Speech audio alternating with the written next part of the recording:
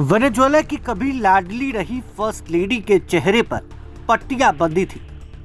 उनकी दाहिनी आंख पर चोट के निशान दिख रहे थे, माथे पर बैंडेज था और चेहरा झुका हुआ। यह हालत वेनेजुएला की फर्स्ट लेडी सिलिया फ्लोरेस का था जब सोमवार को उन्हें कोर्ट में पेश किया गया।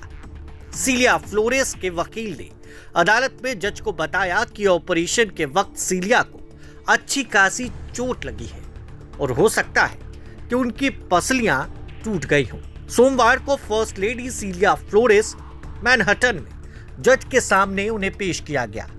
टेक्सास के वकील मार्क डोनेली को, जो सिलिया फ्लोरेस का केस लड़ रहे हैं, उन्होंने कहा कि हटाए गए तानाशाह निकोलस मादुरो की पत्नी को शनिवार को कराकास में अमेरिकी ऑपरेशन के दौरान काफी चोटें आई। इस ऑपरेशन में उनकी पसली में फ्रैक्चर आ गई है और चेहरा काला पड़ गया है। डोनेली ने मांग की है कि उनके क्लाइंट के पूरे शरीर की एक्सरे की जाए ताकि उनकी असली सेहत का पता लग सके, फेडरल कस्टडी में उनकी सेहत ठीक रह सके।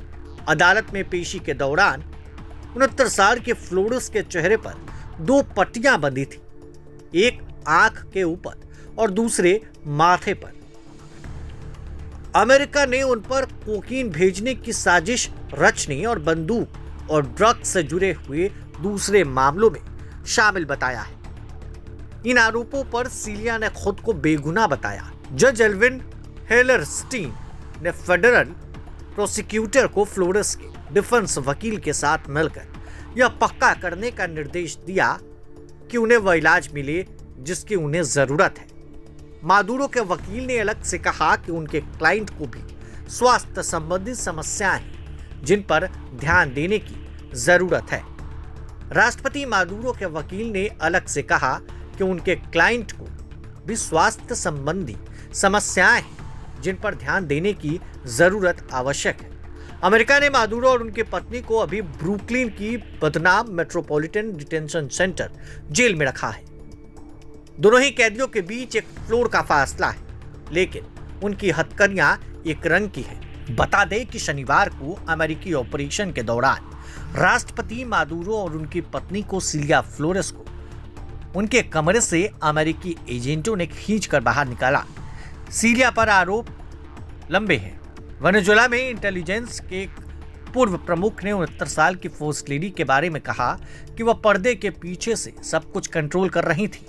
मादुरो सरकार में पूर्व सीनियर प्रोसिक्यूटर जायर मुंडारे ने कहा कि वो वेनेजुएला में भ्रष्टाचार के मामलों में एक बहुत ही अहम व्यक्ति हैं, बिल्कुल अहम और खासकर सत्ता के ढांचों में। बहुत से लोग उन्हें मादुरो से कहीं ज्यादा चतुर और समझदार मानते हैं। मादुरो के कथित दमनकारी सख्त शासन में फ्लोरेस कथित तौर पर पर्दे के पीछे से चीजें कंट्रोल कर रही थी। उन दोनों के खिलाफ लगाए गए आरोपों से 1-2 लोगों के कार्टेल की तस्वीरें सामने आती हैं, जिसमें ड्रग्स से होने वाले मुनाफे, हाई पावर्ड हथियार और अपने पास के लोगों पर पूरे कंट्रोल के आरोप लगे हैं। खैर, बने रही प्रभात खबर डिजिटल के साथ। शुक्रिया। प्रभातखबर.com, विश्वास वही, रफ्तार नहीं।